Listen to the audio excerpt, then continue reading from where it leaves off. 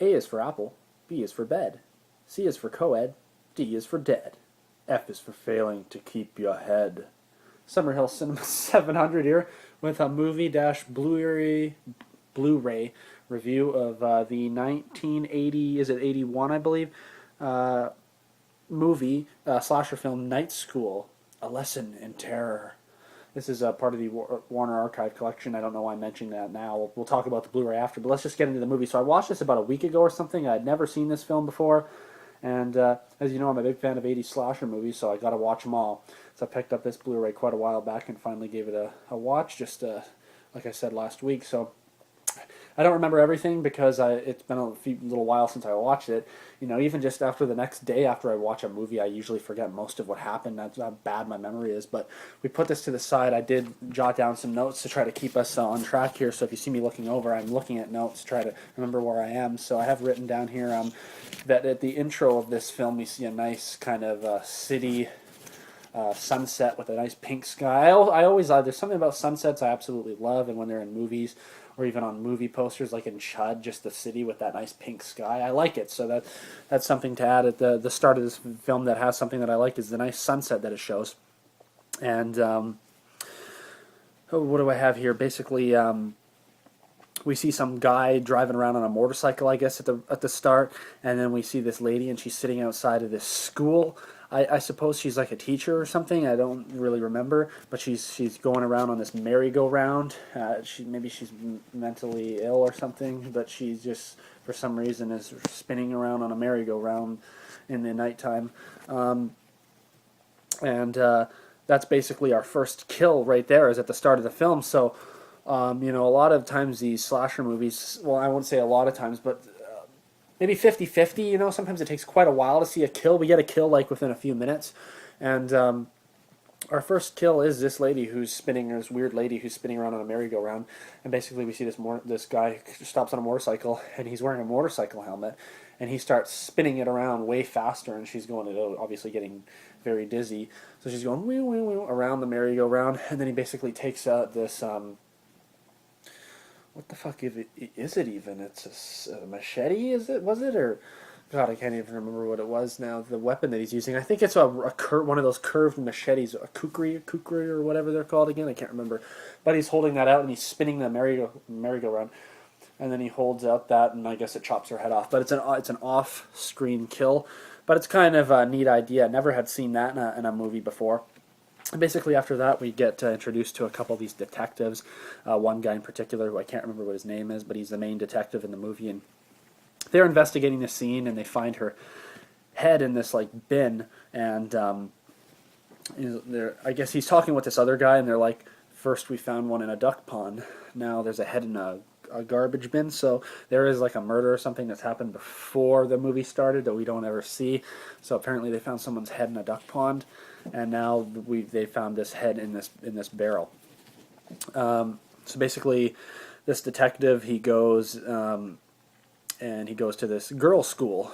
It is like a college for women, and this girl or whatever who was killed, I guess she was a student there. So there we go. At the start of this interview, I said, or fucking review, I was saying, I don't know if she's a teacher or not. That's just got reminded now. She's a student at this girls' school, so the detective goes there basically to interview some of the girls that were her friends at this college and just ask them some questions. So he goes there and talks to a few of the students there, and we also meet this teacher there who comes across as a very creepy gentleman and whatnot. So the guy goes there, and then we get introduced to the character that you see on the front here, and again, I can't even remember her name, but the actual actress's name, I believe, is Rachel Ward.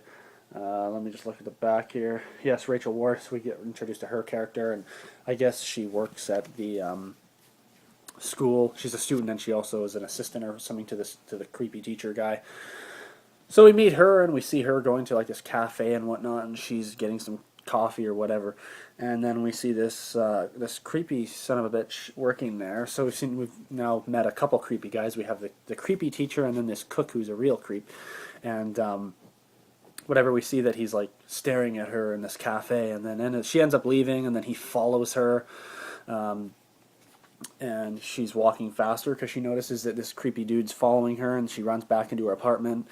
And finally, she gets into her apartment, and she's obviously relieved because she's being chased by this creep. So she has a shower, and she's wearing this like silk outfit or whatever underneath or something, and she has some nice tits. I'll tell you that right now. That we have kind of a see-through view, which is very pleasant. Other than that, there's not very much nudity in this film. That's only the bit that we get, but it's definitely worth it. What do we have next here? So yeah, she's having a shower and she hears like some banging at the door. Someone's trying to get in, and then it ends up it's the creepy teacher. So she's in a relationship with this creepy teacher, and whatnot. So we kind of get an idea now that, well, this creepy guy, this cook, is obviously, he could be one of the prime suspects for these people being killed off. So let's see what we have here. We have now our second victim's coming soon. So basically after that happens, we see this big aquarium. It skips to this other part, and it's one of the students from the school, and we recognize her from being interviewed by the police detective earlier in the film. So we see her, she's in the aquarium. I guess that's that's her job. She goes and she feeds the sea life in this aquarium. And she is our second kill. She goes down the staircase and she's in the locker room and she hears these noises. And then the guy with the motorcycle helmet comes in and basically just like hacks her up with the machete, and he's just like chopping her, like chop side to side. And it's kind of on screen, it's kind of off because while he's hacking her up, you see he's just kind of swinging it, and you see blood going on her, but you don't actually see like it hitting her or any effects like that. Not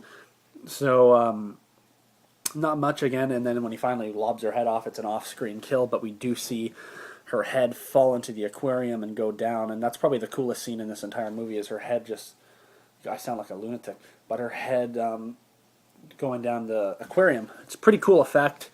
Other than that, though, there's really, the special effects in this movie are not very impressive at all.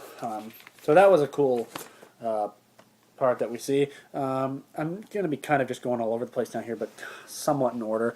One thing that we see after this is that we see that the creepy teacher has a motorcycle, and it looks very similar to the one that the killer is riding on. So kind of a strange idea about this guy. Is he the killer?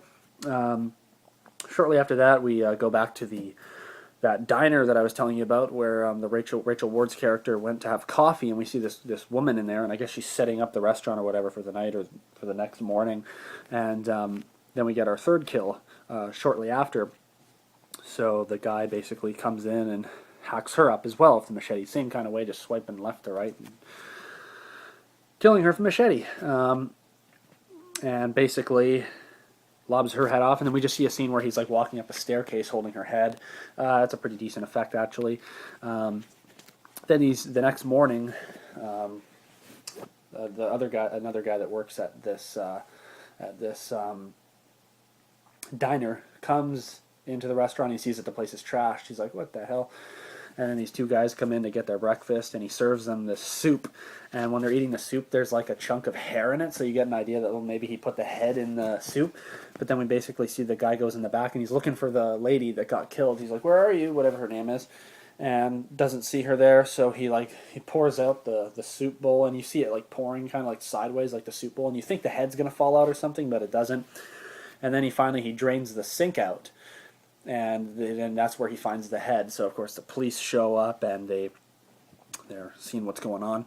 And then we see that the police are actually doing a search of the creep's house. Not the teacher creep, but the creep who worked at the restaurant. And he's a very creepy-looking fellow.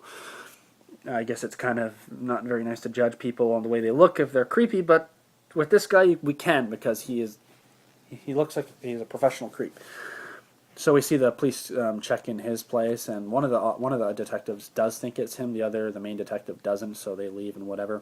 After that, we see the teacher, the creepy teacher, go to the school or whatever, and he hears from the other room that there's this student, and she's saying, "Oh, our teacher, he's so promiscuous or whatever. He sleeps around with all the girls," and then he overhears that. And walks in or whatever, and the principal lady like yells at him like, "Get out of here," or whatever. I think that's what happens, but she's like, "This is unacceptable." So then basically the principal tells the one female student like, "Oh, I'm so sorry you've been going through this, that the teacher's been creeping on you, so do you want to come spend the night at my place?" And then This is the best part. It ends up the principal is a creep too. She's a lesbian creep. It's like, oh my god. And then she starts like undressing the girl, and she's like kissing her chest and whatnot, and she's like, "Is it okay? Are you okay if I do this?" And it's just like, holy fuck. This whole school is filled with creeps. It's like, it's funny, but it's creepy as hell too. It's like this teacher took her over to her house to let her stay the night because she felt bad that this teacher was getting sexual with her or whatever. And then the principal is now a sexual creep too. It's like, holy fuck, God. Anyways, moving on. What a crazy movie this is. The creepy lesbian principal is now our next kill. What is this, our fourth kill or something now? So, again, the motorcycle guy comes in and hacks her up with the machete. There's kind of a cool scene where you see her blood coming out from underneath the door and whatnot, so that's kind of cool. Thank God I did take these notes because this is helping me a lot. Otherwise, I would have forgotten a lot of stuff that happens in the film. And, again, I'm not covering everything because I don't want to spoil the entire movie, but going through most of it. Now, this movie does have a kind of surprise ending, so if you haven't seen this movie and you want to see it, don't listen any further because I will reveal who the killer is, and it's kind of a crazy twist surprise on who the killer is. So if you are thinking about watching this movie, and I'll just say now, if you're a fan of 80 slashers, you probably will enjoy this. It's not as good as a lot, but it's okay. So if you are a fan of 80 slashers and you're thinking, should I watch it or not, probably give it a try if you can find this Blu-ray for a cheap price. So if you're deciding to do that, then I would not continue any further. But if you've already seen this movie and you just want to see what I think about it, then we'll continue. So, anyways, the girl who was being kissed and groped by the creepy principal, which she seemed like she was enjoying it, honestly, but she goes into the bathroom and sees that there's blood all around the toilet, and then opens the toilet seat and sees that the principal's head in there, so obviously she freaks out. And then she's the next one that gets killed too, and I think she just gets chopped up as well the same way. Basically, shortly after that, we see a person driving a motorcycle away from the scene, and I guess the detective comes and I think he finds the principal's body and the other girl, and then he goes out the door and sees this person racing off on a motorcycle. So then he pursues to chase the person, and there's like this big motorcycle chase, and then he loses her or whatever, and then she drives off, or he or whoever it is drives off on the motorcycle and is racing away. And then you finally see the motorcycle park, and you see the person get off the motorcycle and walk inside this door, and you see that it is, they take their helmet off, and it's her. It's Rachel Ward's character. So we find out she's the friggin' killer, and then she admits it to the principal guy. Because during this whole movie, you kind of get the idea that, not the principal guy, but the teacher. We kind of get the idea that the teacher's the killer.